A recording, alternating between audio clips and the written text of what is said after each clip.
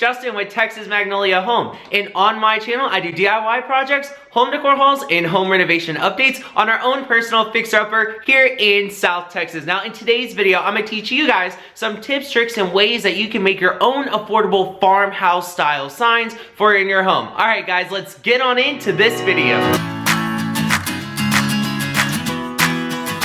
Alright guys, so the first sign that we are making today is an inspiration sign that is at World Market, which is the fresh baked pies served daily. Now it's not the same exact one, but it looks very similar. So what I am going to do is find an old window and basically paint it and put a really cute vinyl decal on it. Now when I was looking for a vinyl decal, I don't have a Cricut and I don't have a silhouette, so I jumped on Etsy and I stumbled across a shop called Rust and Rose. And I ended up talking to the owner. Her name is Jamie, and so she picked out two different ones that she thought I would like. She sent them to me to try out and just share with you guys. She also gave me a coupon code. If you guys want to buy either one of these vinyls or any of the vinyls that she has on her shop, it is in all capital letters, Justin, then the number 10. Alright guys, let's get on making this first sign. So the first thing you'll need is an old window. Now this was left over from our remodel, and then next is some chalk paint. This is the white Waverly chalk paint that you can pick up from Walmart. Next I have my paintbrush and then a disposable plate. And what I'm going to do is put my chalk paint on my plate. That way I don't have to stick the entire paintbrush in the little paint canister and make a mess. Now guys, chalk paint is great with getting good coverage in the first coat. The entire piece, what I did is I loaded it up, put on one solid coat, and then there was one little spot that I had to do a touch up, but usually most of the time you only have to do one coat, maybe two coats. Now that that step is done, let's move to the next. So the next step is taking this vinyl decal that I got from Rose and Rust, and I'm going to take a straight edge, a credit card. This is actually a used gift card. Guys, don't try to steal the code. The code is used. So you're basically going to use the gift card to press against the grid paper, flip it over, and then taking it at an angle, you want to make sure that your backing paper is coming off clean, none with the actual vinyl on it, and it is sticking to your grid paper. Now once you get this off, we will go to the next step in showing you guys how to adhere it to your wood, metal, glass in this instance, or whatever you want to make a farmhouse sign out of. So now moving along, we're going to flip our grid paper around, and if you notice, I kind of centered it up by making small little marks knowing where to put this grid paper at. So once you get it centered up in the appropriate place, you're just going to lay it on there. I worked from the middle outward, that way I knew I didn't have any bubbles. I also used the leftover gift card to make sure and smooth everything out. Okay, so now I am taking the corner of this grid paper and basically I'm just going to pull it away. Now you don't want to pull up, you want to pull at an angle or pull horizontally towards the grid paper because it could cause the decal to peel up in the transfer in this process. So all you have to do is pull like I am in an angle. Now if one of the letters or decal details or starts coming up, all you have to do is take a straight edge, or in this instance I'm using a gift card, push it back down, then re-pull away more at an angle, and it should work out perfectly. I know with these decals that I got from Rose and Rust off Etsy, I had zero problems working with them. It was super easy and I can't wait to do it again and recreate another fun farmhouse sign.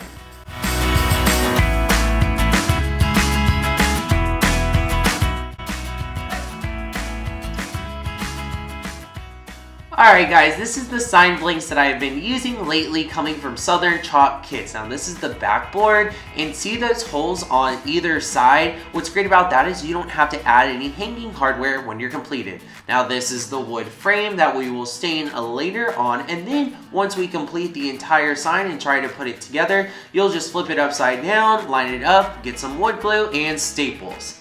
Now we will be taking some white Waverly chalk paint, putting it on a throwaway paper plate, and putting one, maybe two coats depending on your coverage. Now, while I do that, the cool thing about Southern Chalk Kits is they sell blanks like this, they sell painted signs, so if you don't feel like doing all the chalk painting, but they also sell completed signs and fun metal artwork on their website. Don't forget, my discount code is MAGNOLIA10.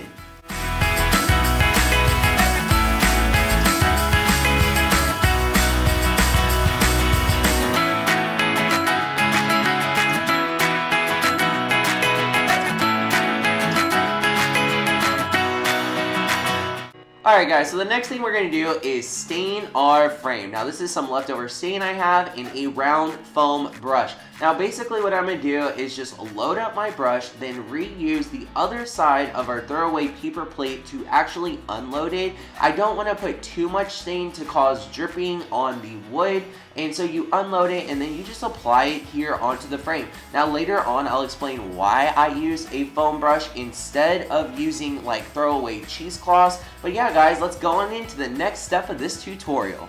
Alright guys, so the next step is staining the inside and outside edges of this wood frame. Now the inside and outside edges are a little bit rough, that's why I decided to use a foam brush instead of a cheesecloth. So I'm just going to take the stain and kind of push it into these edges, making sure I get full coverage. Now guys, if you have a little bit of drippage caused from the stain, all you have to do is take your foam brush, lay your wood frame down, and even it back out to the pretty wood surface. But yeah guys, let's go on into the next step. Now we are going to take a straight edge or gift card or credit card, whatever you have on hand, and press the vinyl decal against the grid transfer paper. This will help prevent the decal from coming off on the backing. Now once we set that aside, we will get our whiteboard and make sure we have everything lined up. So on my white backer board, I made little marks, and on the grid paper to make sure that I get it centered. But don't worry guys, you won't even see the marks because the frame will actually cover it up. So now we are going to peel away the backing from the transfer paper. Now you'll still want to make sure that you have a straight edge with you, because if the vinyl decal tries to pull away on the backing paper, all you have to do is press it back down with your straight edge credit card and then peel back again. This is important that you're pulling it at a direct pull away angle and not up and down. That way that you don't have any of the pieces come up, but it still sometimes happens just like you just saw. So basically all I have to do is keep pulling away.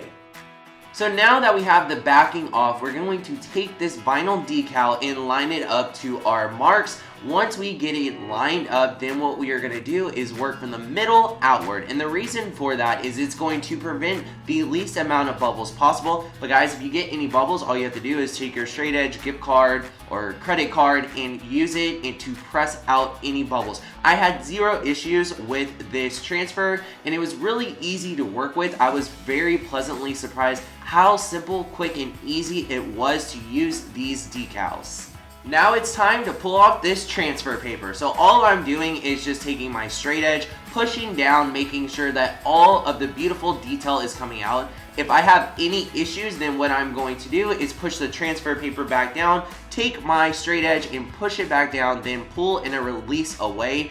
Guys, this, like I said, it was super easy, and look how beautiful that design is. And I made this in the matter of just a little bit of time. This size sign sold on Etsy would be probably $60+.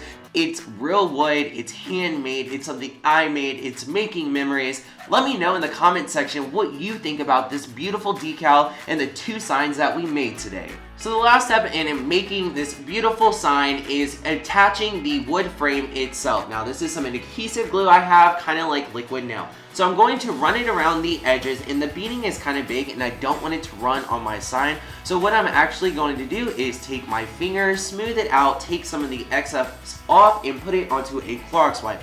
Now once I get all the glue and the beading all evened out where it won't run onto my sign, what I'm going to do is just take our backboard that has the vinyl decal and just set it on top of the wood frame. Once that is lined up, then I'm going to take my staple gun and just put 3 staples across the top, 3 on the bottom, and 1 on either side. This will hold it in place until the actual glue itself dries up.